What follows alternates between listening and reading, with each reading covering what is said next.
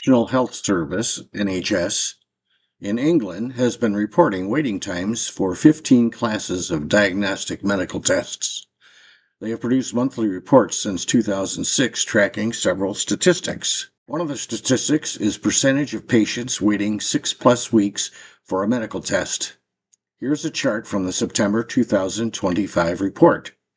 You can see that they have not recovered from the COVID crisis as quickly as they did when they first implemented the measurements in 2006. Here's part of the executive summary. They didn't meet their target, didn't mention anything about getting better. August was worse than February. The best result was 10%, but is it getting any better? The worst was 48%, but is it getting any better? Here's an example of a process behavior chart for the last 2 years. The red lines indicate the range of expected results. They are getting better, but not fast enough. They haven't met their interim target of 5%. Remember, it only took them 2 years to achieve 2% when they first started. Traditional charts like bar graphs or bowling charts often mislead managers because they show fluctuations without context.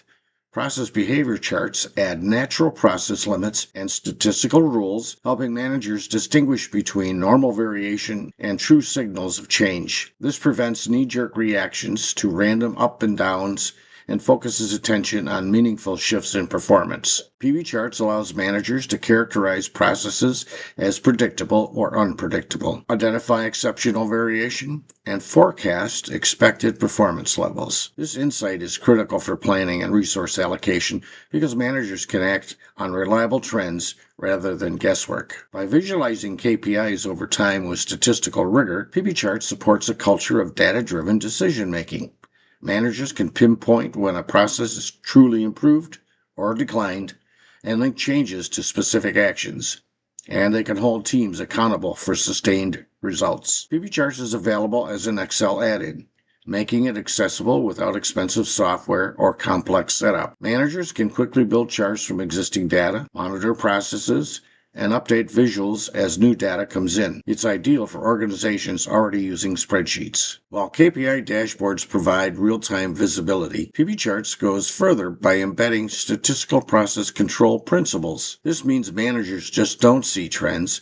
They understand whether these trends are statistically significant, reducing false alarms and improving strategic decisions. Here's a PBCharts dashboard for all 15 diagnostic tests. The vertical scale is the same for all charts, so you can compare better from worse. Trends are clearly visible, indicating which tests are improving. Bottom line, PBCharts helps managers react less and lead better by focusing on signals, not noise. They combine simplicity, because it is Excel-based, with powerful analytics, making them a smarter choice for KPI monitoring than traditional dashboards or static reports. Here's an example of a static report from the September report. It's a table of differences for the last year. Presumably, a negative difference is good. It means we're improving. 0 means staying the same, and positive means we're getting worse. How many were correct? There are more wrong than right. So this table is not conveying useful information. Another static chart. Bar charts are a favorite element of dashboards, but they are at best a snapshot in time. They do show the best from the worst, but they don't give any indication at all as to whether things are improving or getting worse. Again, PBCharts dashboard depicts better from worse since all charts share the same scale of 0 to 60%.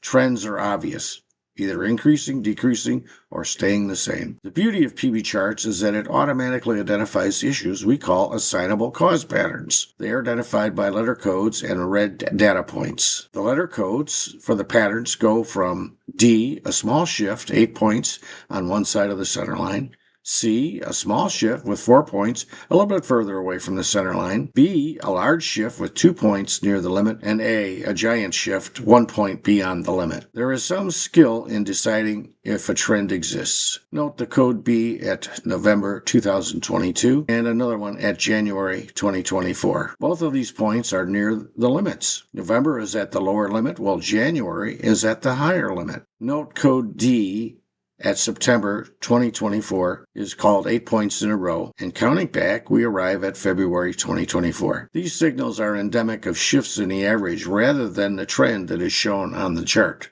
I added a stage at September 2022 and one at February 2024. And this is what you get. There are no assignable causes through February 2024, so that works well. but there are still 7 from February to September 2025. We'll have to do something different to model this a little bit better. Using the codes A at October 2024, I added that as a stage. This didn't remove all the assignable causes. What if I remove the stage at October 2024 and instead use December 2024 instead? I added a linear trend from February 2024 through November 2024. Wow, there are no assignable causes, so the modeling has worked. What we are left with is a computed tomography 6+ weeks waiting times from September 2022 through January of 2024. We're holding steady at roughly 16%. Then from February 2024 through November 2024, improvement happened, and they were decreasing month over month. Why? Does anybody know? Did anybody know this happened? Was it reported in the monthly report? I don't think so. Since December 2024, waiting times have stabilized at 10.5%.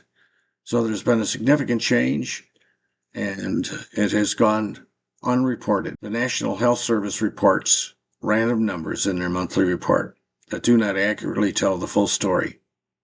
If we use the PBCharts dashboard, we can immediately compare who is doing better than others, but we also can see who is improving.